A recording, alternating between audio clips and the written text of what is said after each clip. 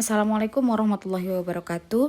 Pada kesempatan kali ini kita akan membahas tentang chemical safety atau keamanan bahan kimia. Nah, dalam chemical safety itu ada yang disebut dengan hazard communication atau komunikasi bahaya. Orang-orang yang bekerja di laboratorium itu harus mendapatkan informasi tentang risiko kesehatan yang berhubungan dengan bahan kimia. Nah, informasi tersebut meyakinkan bahwasannya bahaya kesehatan itu telah dievaluasi untuk semua bahan kimia yang diproduksi pada proses laboratorium, dan juga informasi tersebut tersampaikan kepada semua pekerja yang ada di laboratorium. Untuk memenuhi standar hazard communication atau standar komunikasi bahaya, laboratorium itu harus memiliki beberapa kriteria ya. Yang pertama adalah perencanaan dan implementasi program komunikasi bahaya secara tertulis. Jadi bahaya yang ditimbulkan oleh bahan kimia itu sudah harus tertulis ya, supaya bisa lebih mudah diakses dan diketahui oleh semua pekerja. Yang kedua, memperoleh MSDS atau Material Safety Data Sheet. Saya kira sudah familiar ya dengan MSDS ini. Nah, untuk semua senyawa berbahaya yang ada di laboratorium. Jadi semua senyawa berbahaya di laboratorium itu sudah harus memiliki MSDS. Dan MSDS ini harus sudah ready dan mudah diakses ya, supaya lebih mudah ketika mau bekerja dengan bahan tersebut. Nah, pada tahun 2012 MSDS ini berubah menjadi SDS. Sebenarnya bukan berubah, MSDS ini tetap ada, tapi ada aturan baru yang lebih mudah digunakan, yaitu SDS Safety Data Sheet. Nah, SDS ini mungkin kurang familiar ya, tapi sebenarnya sudah dipakai dari sejak 2012. Nah, SDS ini lebih user friendly atau lebih mudah digunakan, dan formatnya itu lebih sederhana, yaitu ada 16 section. Nah, 16 section ini nanti apa saja akan saya bagikan di file terpisah ya, di e-learning, nanti bisa di-download. Selanjutnya, mengedukasi semua pekerja laboratorium secara tahunan ya, annually, tentang bagaimana menginterpretasikan label bahan kimia, SDS atau MSDS, dan bahaya kesehatan dari bahan kimia, serta bagaimana bekerja secara aman dengan bahan kimia tersebut. Yang keempat, yaitu memaintain atau menjaga label peringatan bahaya pada wadah bahan kimia supaya tetap ada, tidak rusak, dan juga tidak hilang. Kemudian selain standar komunikasi bahaya, ada juga Chemical Hygiene Plan ya, atau CHP. Nah, CHP yang tertulis itu harus mengandung beberapa kriteria. Kriteria yang pertama adalah untuk metode monitoring paparan bahan kimia. Yang kedua, Standard Operating Procedures atau SOP biasa kita menyebutnya ya, Standard Operational Procedure untuk menangani bahan kimia berbahaya. Yang ketiga, kriteria untuk mengimplementasikan control engineer atau kontrol mesin, biasanya untuk corong asap ya, fume hoods. Ini adalah corong asap yang biasanya ada di lemari asam. Yang keempat, menggunakan personal protective equipment atau APD, dan juga praktek hygiene yang lain ya selain APD.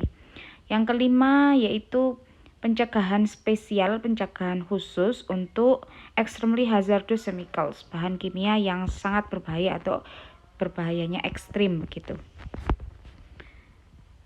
Kemudian yang keenam, pengukuran spesifik untuk memastikan bahwasannya corong asap dan alat-alat yang lain itu bisa bekerja secara proper atau secara aman ya, tidak rusak ataupun tidak layak digunakan. Jadi sudah harus dipastikan ya alat-alat tersebut bekerja dengan baik.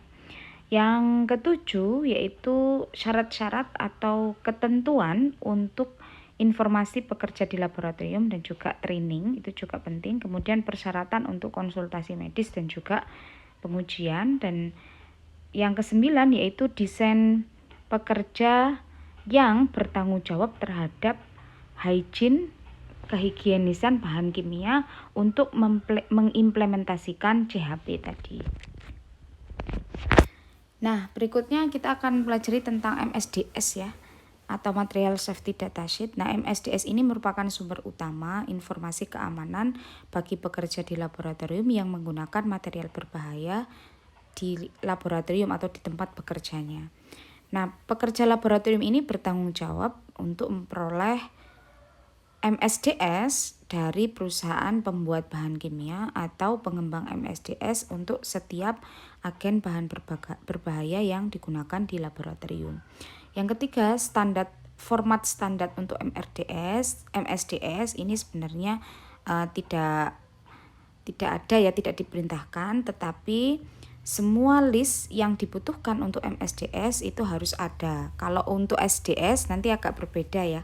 Kalau MSDS itu memang tidak memiliki standar khusus begitu ya. Bagaimananya, tapi semua list yang dibutuhkan untuk MSDS itu harus ada. Tapi kalau SDS karena ada 16 section tadi, formatnya jelas dan lebih teratur gitu ya, karena harus ada format yang jelas untuk SDS. Nah, untuk SDS ini informasi yang terkandung di dalam SDS sebenarnya secara umum itu sama dengan yang ada di MSDS. Namun, untuk SDS ini lebih direpresentasikan untuk user friendly ya. Jadi lebih mudah untuk digunakan user. Format yang digunakan lebih sederhana, yaitu ada 16 section. Nah, SDS ini menyediakan guidance atau panduan untuk membantu para pekerja yang bekerja dengan bahan kimia berbahaya supaya lebih familiar dengan format dan mengerti konten yang ada di dalam SDS tersebut. Nah, untuk SDS ini kan memiliki 16 section ya. Section 1 sampai 8 ini mengandung informasi umum tentang bahan kimia, identifikasinya, bahayanya, komposisinya, praktek handling secara aman, dan juga kontrol emergensi ya. Misalnya api yang ditimbulkan itu seperti apa. Nah, informasi ini seharusnya membantu orang yang membutuhkan informasi tentang bahaya bahan kimia secara cepat ya. Itu bisa dilihat di section 1 sampai section 8. Selanjutnya section 9 sampai section 11 dan section 16 ini mengandung informasi teknis dan informasi saintifik seperti sifat kimia dan sifat fisika, kestabilan, informasi reaktivitas, kemudian informasi toksikologi, dan juga informasi kontrol paparan dan informasi lain termasuk data preparasi ya, data persiapan dan juga revisi yang terakhir gitu. Kemudian itu kan tadi section 1 sampai 8, kemudian section 9 sampai 11 dan juga 16. Nah, SDS ini juga mengandung section 12 sampai 15. Di mana section 12 sampai 15 ini konsisten dengan sistem harmonisasi global ya. Sistem harmonisasi global untuk klasifikasi dan labeling bahan kimia atau GHS ya. Nah, ini lebih ke standar ya. Nah, di sini tapi tidak harus sama persis kontennya ya dengan yang di standar karena bisa dimodifikasi ya untuk section 12 sampai section 15 ini. Nah, ini section 12 sampai 15 ini berhubungan dengan agensi atau pembuat dari bahan kimia. Nah, kalau untuk MSDS ya, kalau tadi kan SDS, untuk MSDS itu informasi yang terkandung di dalamnya meliputi beberapa hal. Yang pertama adalah nama produk dan identifikasinya, yang kedua adalah komposisi bahaya, kemudian yang ketiga adalah PEL, Permissible Exposure Limit atau batasan paparan yang diizinkan. Paparan bahan kimia tersebut berapa gitu ya yang diizinkan paparannya. Yang keempat yaitu data fisik dan data kimia. Kemudian bahaya kesehatan, data bahaya kesehatan dan potensial karsinogenik. Selanjutnya adalah primary routes of entry, ini adalah jalur utama masuk ke dalam tubuh ya. Apakah melalui pernafasan atau pencernaan ya. Kalau misalnya dia berbahaya itu melalui pernafasan, pencernaan atau bisa juga melalui absorpsi kulit ya atau mata. Selanjutnya yaitu bahaya api, fire, dan juga bahaya paparan, exposure. Kemudian data reaktivitas, kemudian prosedur tumpahan dan juga penghilangan, disposal. Ya, selanjutnya yaitu Personal Protective Equipment Recommendation, rekomendasi APD yang harus digunakan seperti apa. Handling penanganan, kemudian prosedur penanganan pertama ketika terjadi kecelakaan. Selanjutnya adalah prosedur penyimpanan dan juga pengangkutannya seperti apa, nama dari perusahaan pembuat bahan kimia, alamat dan juga nomor telepon, dan yang terakhir adalah informasi spesial yang berhubungan dengan bahan kimia tersebut. Ini untuk MSDS.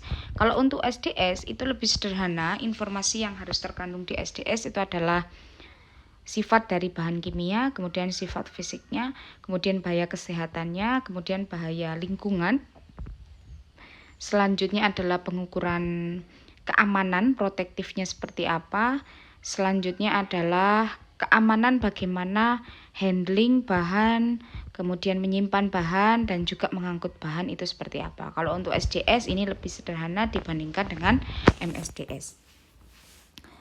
Nah, kategori bahan kimia itu ada beberapa ya, karena laboratorium ini bekerja dengan banyak sekali bahan kimia, maka seorang saintis yang bekerja di laboratorium itu harus mengerti potensial bahaya yang ditimbulkan ketika menggunakan bahan tersebut. Nah, bahan kimia ini ada 2 jenis bahaya. Yang pertama adalah bahaya kesehatan, yang kedua adalah bahaya fisik ya, health hazard sama physical hazard. Kategori bahan kimia yang pertama adalah korosif. Nah, ini untuk bahan kimia dengan pH kurang dari 2, kurang dari atau sama dengan 2, atau lebih dari atau sama dengan 12,5. Jadi di bawah 2 atau 2 dan 12,5 ke atas ya, di bawah 2 dan di atas 12,5 pH-nya. Yang kedua yaitu senyawa toksik. Nah, contohnya adalah racun, kemudian iritan, bahan yang menyebabkan iritasi, dan juga asfiksian. Asfiksian ini adalah gas ya yang bisa menggantikan posisi oksigen di dalam pernafasan. Yang ketiga yaitu karsinogen, yaitu dapat menyebabkan kanker. Yang keempat adalah mutagen dan teratogen, ini dapat menyebabkan penyimpangan atau perubahan kromosom. Nah, yang kelima adalah ignitable, yaitu bahan kimia yang mudah terbakar. Yang keenam adalah reaktif, yaitu bahan kimia yang menyebabkan ledakan dan juga dapat menyebabkan oksidasi atau oksidator ya. Nah, yang pertama yaitu corrosive chemicals atau bahan kimia korosif. Bahan kimia korosif ini dapat menimbulkan bahaya terhadap atau dapat melukai begitu ya, dapat melukai kulit atau mata dengan cara kontak langsung atau juga bisa melukai jaringan pernafasan dan juga jaringan saluran pencernaan ya, jika bahan kimia tersebut terhirup atau tertelan. Nah, secara umum bahan korosif yang ada di laboratorium itu adalah asam pekat, concentrated acid ya, contohnya adalah hidroklorik HCl, kemudian nitrik NO3, kemudian ada sulfurik yaitu sulfat, dan juga asetik atau asetat. Nah, selain asam pekat, basa pekat ya, concentrated alkalis ini juga korosif, contohnya adalah NaOH, kemudian KOH, dan juga NH4OH. Nah, itu untuk yang korosif. Kemudian untuk yang toksik, nah substansi toksik atau senyawa toksik contohnya adalah termasuk poisons, yaitu racun, iritan yang bisa menyebabkan iritasi, dan juga asfiksian, yaitu gas yang dapat menggantikan oksigen di dalam pernafasan. Contohnya nitrogen ya, dia bisa menggantikan posisi oksigen di dalam pernafasan, sehingga ini sangat berbahaya kalau oksigen tergantikan oleh gas lain ya selain oksigen. Nah, biasanya senyawa toksis ini tidak secara langsung berhubungan dengan jaringan manusia, tetapi menginterferensi proses metabolisme tubuh ya. Jadi masuknya ke proses metabolisme. Nah, senyawa toksik ini bisa masuk ke dalam tubuh dengan 3 cara. Yang pertama adalah ingestion, ini melalui saluran pencernaan atau tertelan. Yang kedua adalah inhalation, itu terhirup. Yang ketiga adalah skin absorption, yaitu absorpsi kulit ya, jadi terkena kulit itu bahaya juga. Nah, ada 3 perbedaan untuk nilai ambang batas atau TLV, threshold limit values, atau nilai ambang batas di mana senyawa itu dikatakan toksik ya. Yang pertama berhubungan dengan waktu, rata-rata waktu penggunaan atau paparan, atau time weighted average, yaitu rata-rata waktu penggunaan. Nah, maksimum waktu yang diperbolehkan paparan untuk bahan kimia itu adalah lebih dari 8 jam per hari. Jadi kalau terkena paparan lebih dari 8 jam itu sudah termasuk maksimum exposure gitu ya. Jadi 8 jam itu batasnya. Yang kedua adalah short term exposure limit, yaitu waktu pendek untuk batasan paparan bahan kimia itu maksimalnya adalah short period ya, dalam waktu periode yang singkat yaitu 15 menit. Nah, ini tidak boleh diulangi lebih dari 4 kali per hari untuk bahan-bahan yang short term exposure limit ya, bahan toksik terutama. Yang ketiga yaitu selling value from atau TLV. Nah, ini berhubungan dengan konsentrasi dari bahan kimia yang digunakan, harus tidak boleh berlebih dari konsentrasi yang telah ditentukan atau diambang batasnya. Selanjutnya karsinogen ya. Karsinogen ini adalah bahan kimia yang diketahui dapat menyebabkan kanker terhadap hewan ataupun manusia. Bahan kimia karsinogen itu harus dilabeli atau diberikan catatan pada MSDS. Nah, catatannya adalah karsinogenik atau cancer causing atau potential karsinogen atau cancer suspect. Nah, ini sudah harus dituliskan di MSDS dengan jelas. Kemudian, bahan karsinogen itu menurut OSHA itu adalah Occupational Safety and Health Administration atau administrasi keamanan dan kesehatan bahan ya. Nah, apa saja yang termasuk karsinogen itu ada beberapa ya, ada chloromethyl methyl ether, vinyl chloride, N-nitrosodimethylamin, ada N2-fluoronyl asetamid, 2-AAF, benzapirin, dan ke bawah yang lainnya ya, dan yang lain dan banyak lagi. Ini perlu diperhatikan ketika bekerja dengan bahan-bahan karsinogen ini di laboratorium. Selanjutnya bahan mutagen dan teratogen ya. Kalau teratogen ini adalah sesuatu yang dapat mengganggu pertumbuhan janin ya, sehingga menyebabkan kecacatan atau malformation. Nah, apa saja contohnya? Ada drugs ya, obat-obatan, kemudian racun, radiasi, agen fisik seperti electroconvulsive shock, dan juga infeksi. Nah, untuk mutagen itu adalah agen fisika atau kimia yang dapat menyebabkan perubahan DNA. Nah, di mana perubahan DNA ini dapat menginduksi terjadinya mutasi genetik ya. Nah, contohnya adalah drugs, kemudian sinar UV, dan juga radiasi ion. Oke, nah ini part 1 ya. Nanti akan saya lanjutkan pembahasan selanjutnya di part 2.